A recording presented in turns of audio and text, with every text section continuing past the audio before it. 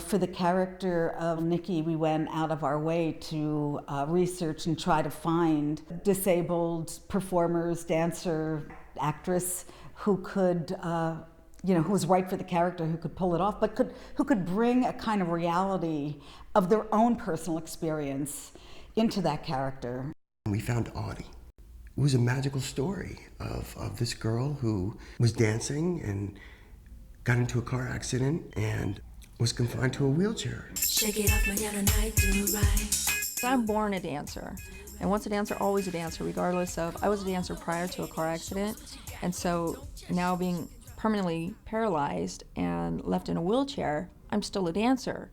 I thought there was something so interesting about her as a character, as a person, about her real life story. So let's give her some of Auti's qualities, and I thought that would make the character real. Susan reached out to me before the audition, and she said, I want you to do an interview as Nikki, not as Auti, but as Nikki. And I went there. Well, my name is Nikki Rivera, and I was born in Manhattan at Bellevue Hospital. Yeah, I got a lot of jokes on that one, right? Kids used to tease me and everything. Psych ward. I created a whole background and developed a place where I would come from so that I could go to a dark place if I needed to. You don't know what that's like. To have half of your soul torn away from you. I was a little bit of Auti because I cried, and it was like I was crying. I don't know if Nikki would really cry in front of people, but I cried for what Nikki went through.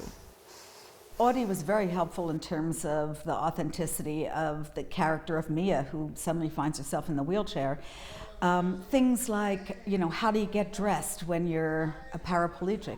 How do you transfer from the bed into your wheelchair when you can't move the lower half of your body? I told her, I said, if you ever need me, I'm just rooms away. If you ever need to borrow my chair, you can borrow my chair. Hearing her stories, she's very open, which I appreciate.